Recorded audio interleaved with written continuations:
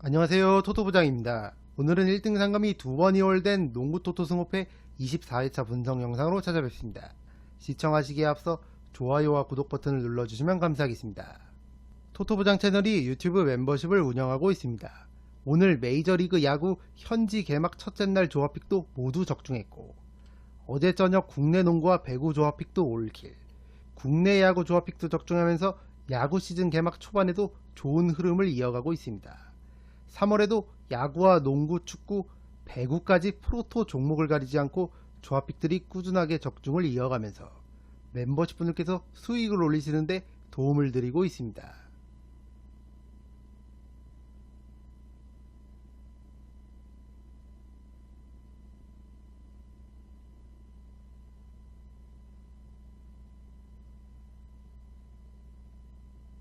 멤버십 분들께는 프로토 조합픽뿐만 아니라 구매 금액을 줄인 농구 승호패 조합픽과 야구 승일패 조합픽도 제공해드리고 있습니다. 여기 구독 버튼 옆에 있는 가입 버튼을 누르시면 토토부장 유튜브 멤버십에 가입하실 수 있습니다. 토토부장 유튜브 멤버십은 야구와 농구, 축구, 배구, 프로토 모든 종목을 다루는 채널들 중에서 가장 합리적인 금액으로 멤버십 분들께 조합픽을 제공해드리고 있습니다.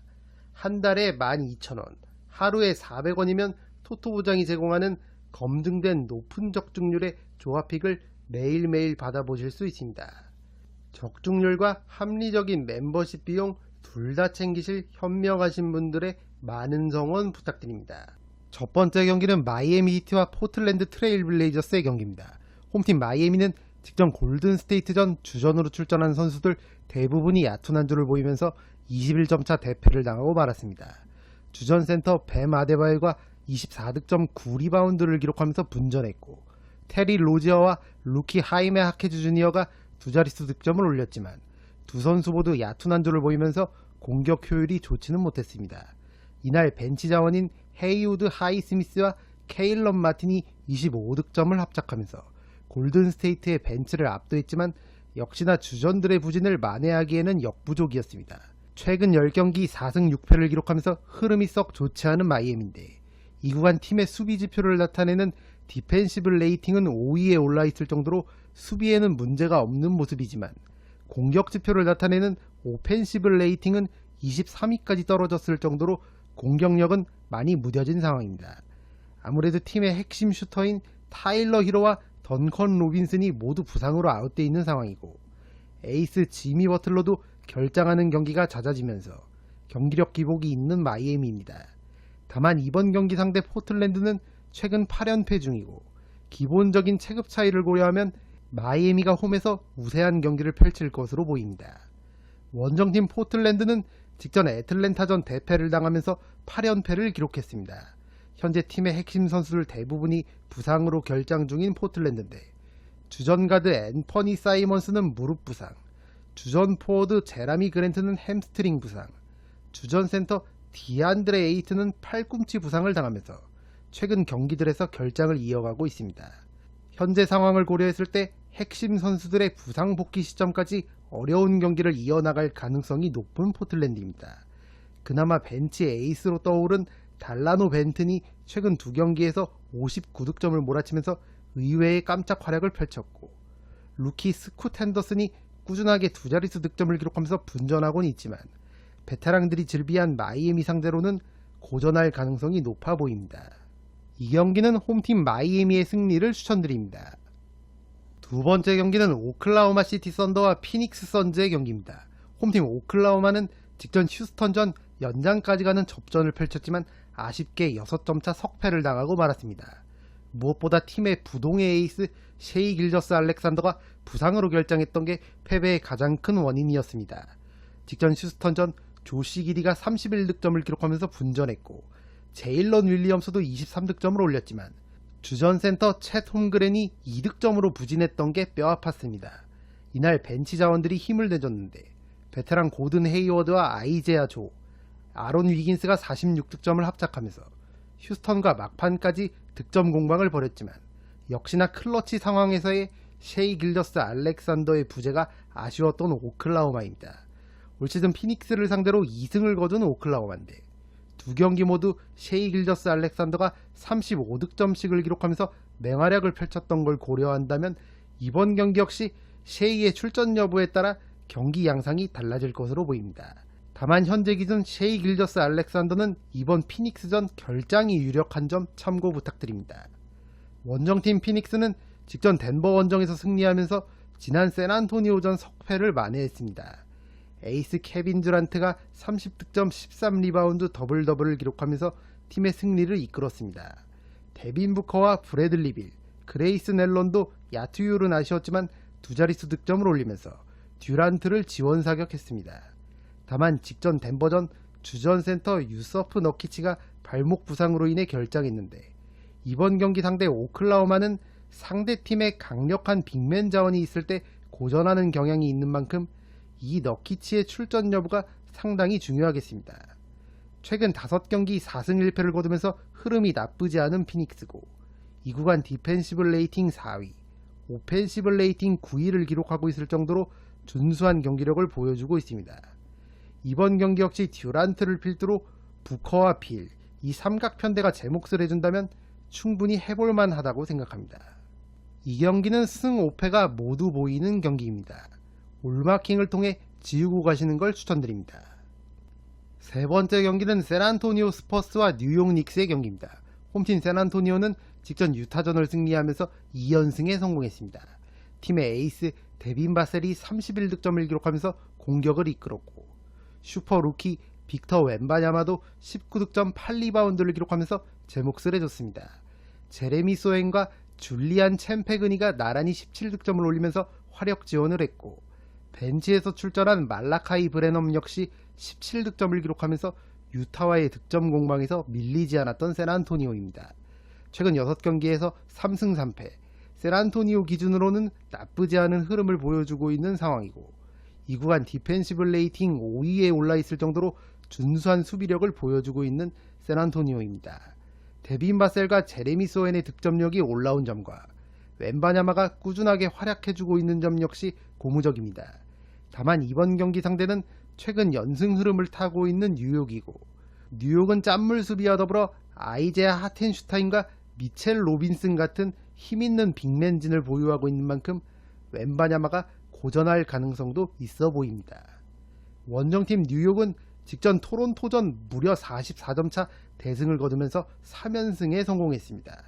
팀의 신성 마일스 맥브라이드가 3점슛 9개 포함 29득점을 올리면서 맹활약을 펼쳤고 에이스 제일런 브런슨도 26득점을 올리면서 제 몫을 해줬습니다. 벤치 원투펀치 보얀 보그다노비치와 프레셔스 아치우아가 37득점을 합작하면서 토론토의 벤치 자원을 압도했고 장기간 부상으로 결장했었던 미첼 로빈슨도 12분여를 뛰는 동안 8득점을 올리면서 성공적인 복귀전을 치렀습니다.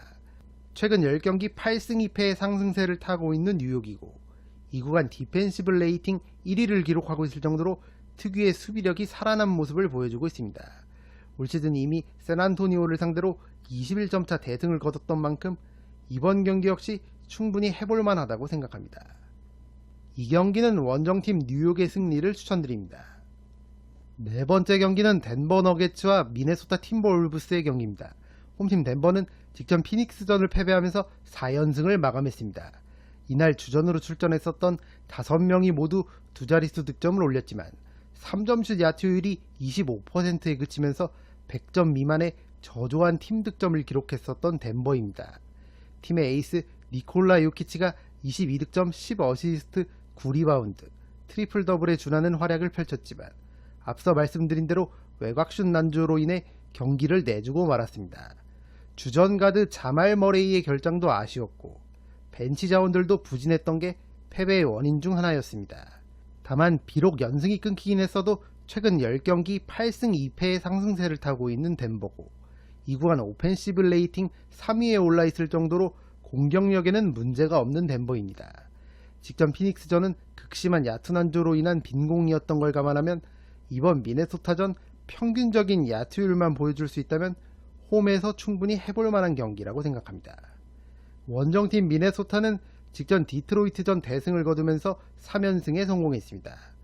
팀의 에이스 앤서니 에드워즈가 야투 난조를 보이면서 9득점으로 부진했지만 나즈리드와 제이든 맥데니얼스가 41득점을 합작하면서 팀의 연승을 이끌었습니다.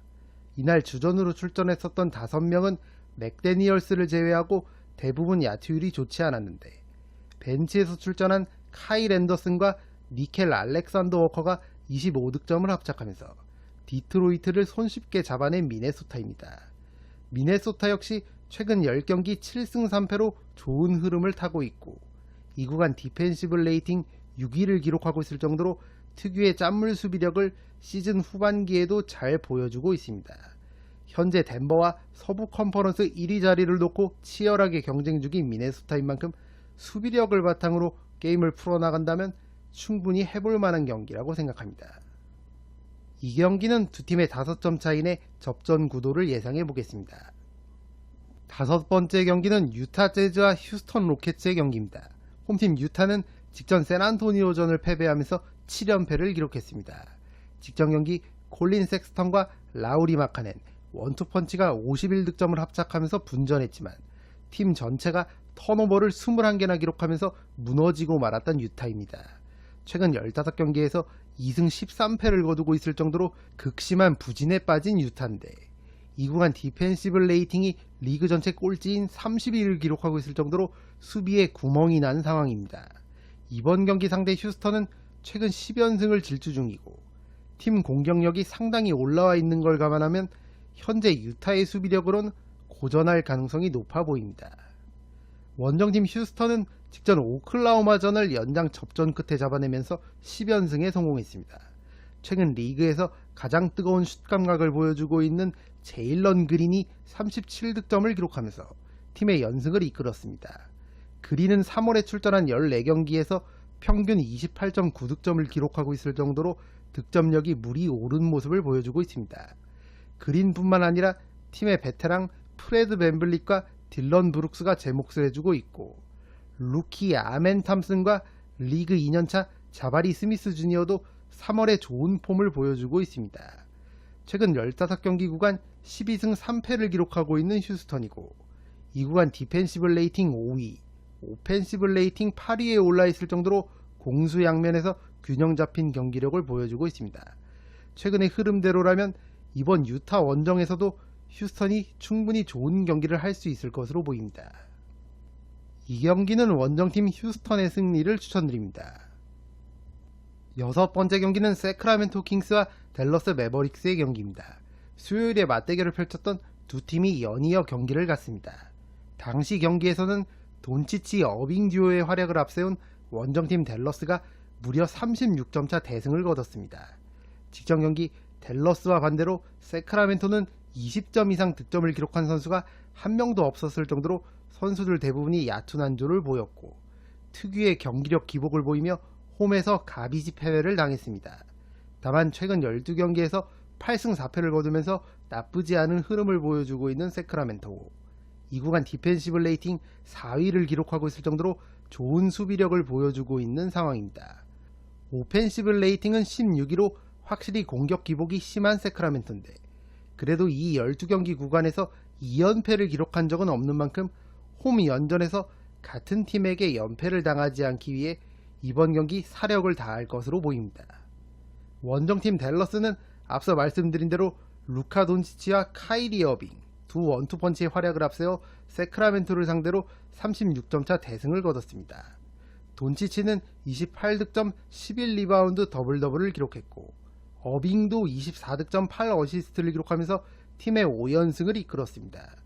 최근 10경기에서 9승 1패를 거두고 있을 정도로 흐름이 좋은 댈러스인데 이 구간 디펜시브 레이팅 2위, 오펜시브 레이팅 5위를 기록하고 있을 정도로 공수 양면에서 경기력이 올라온 모습을 보여주고 있습니다.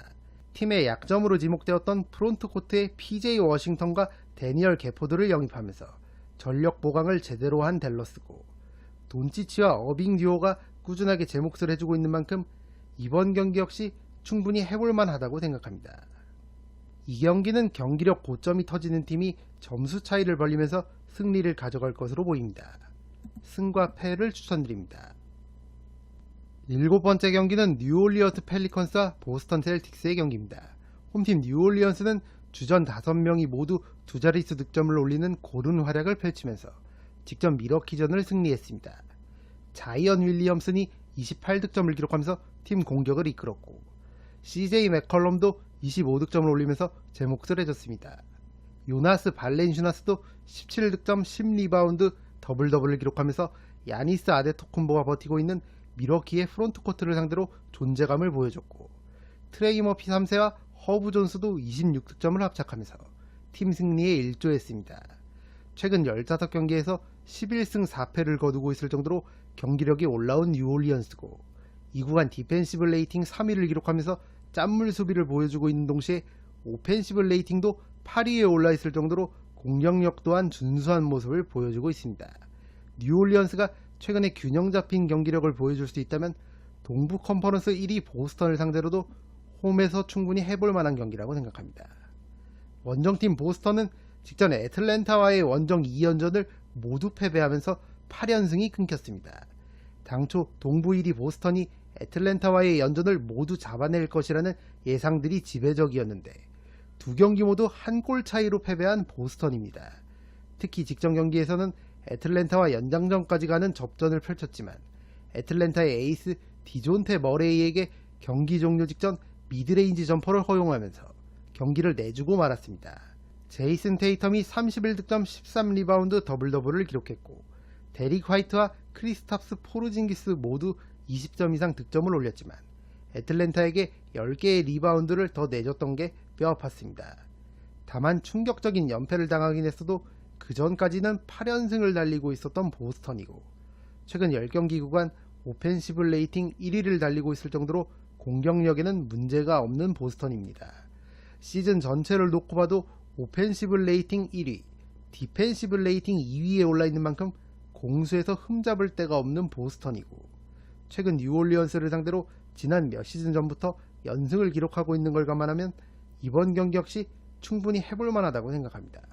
이 경기는 원정팀 보스턴의 근소한 우세를 예상해 보겠습니다. 보스턴의 승리와 두 팀의 5점 차이 내 접전 구도까지 함께 추천드리겠습니다. 8번째 경기는 올랜도 매직과 멤피스 그리즐리스의 경기입니다. 홈팀 올랜도는 직전 골든 스테이트전을 패배하면서 2연패를 당했습니다. 이날 주전으로 출전한 5명 모두 극심한 야투 난조를 보이면서 93점이라는 저조한 팀 득점을 기록했었던 올랜도입니다. 팀의 원투펀치 파올로 벤케로와 프란츠 바그너가 각각 15득점과 14득점을 기록하긴 했지만 야투율이 아쉬웠고 백코트 듀오 제일런 석스와 마켈 펄트도 시도했던 야투 대부분을 놓치면서 각각 4득점으로 부진했던 게 뼈아팠습니다.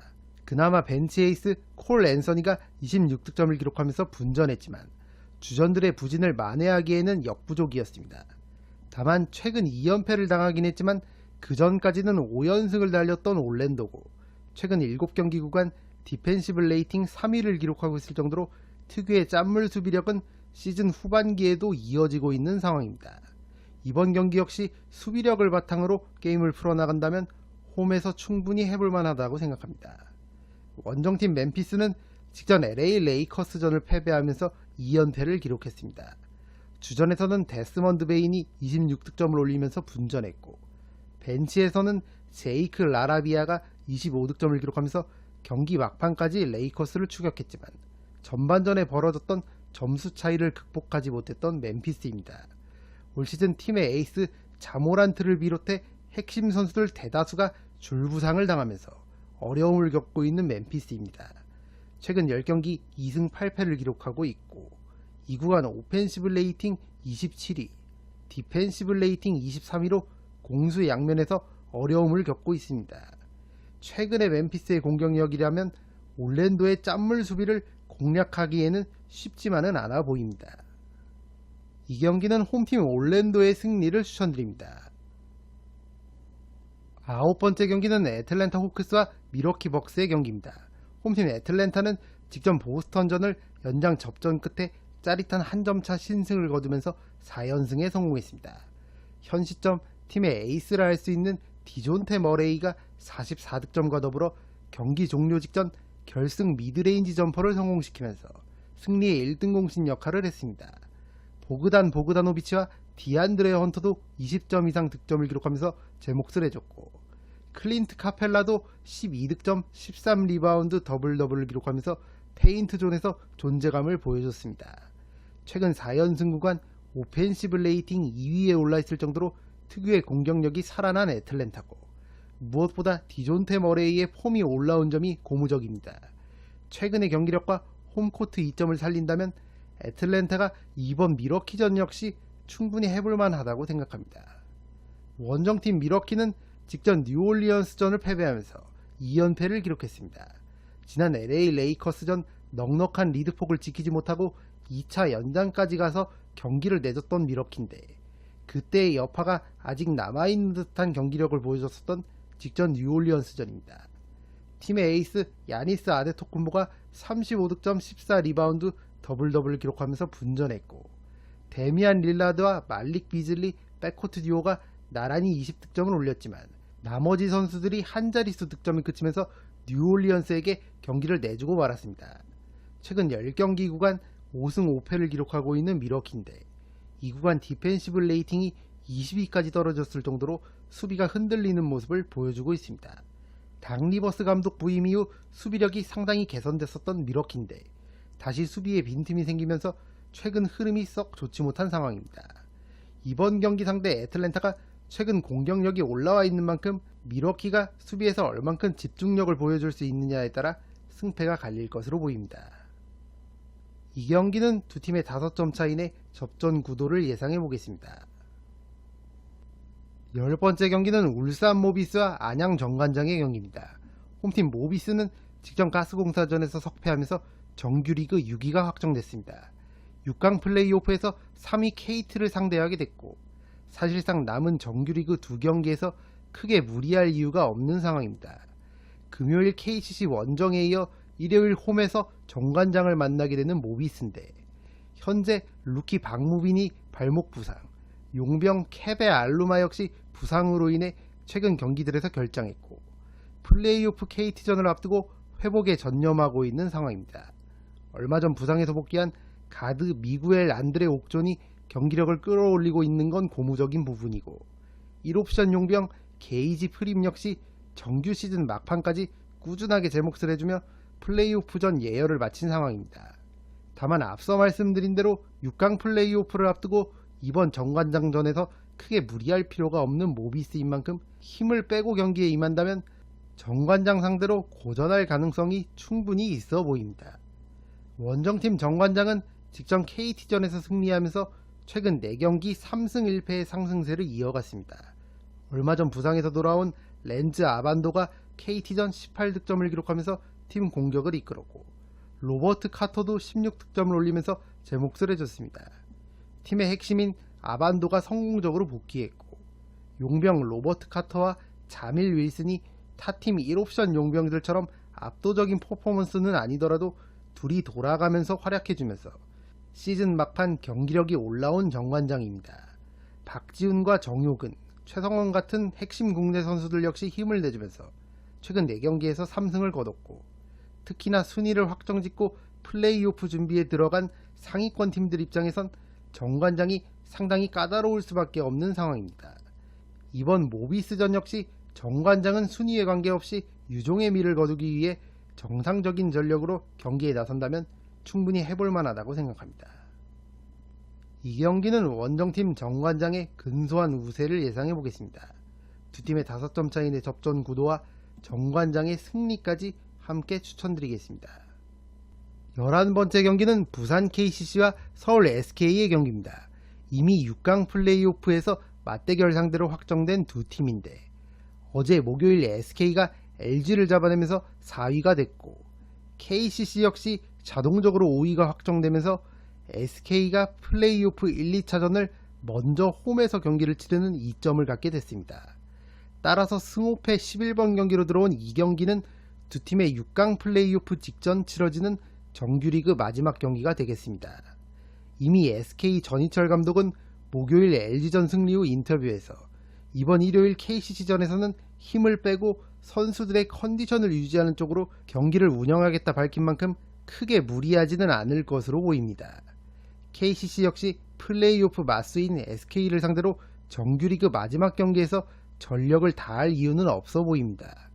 다만 KCC는 현재 팀의 핵심 자원인 허웅과 최준용, 송교창 등 부상 복귀가 임박한 선수들이 다수 있고 플레이오프를 앞두고 이들의 실전 감각을 회복하는 차원에서 어느 정도의 출전 시간을 부여할 가능성이 있는 상황입니다.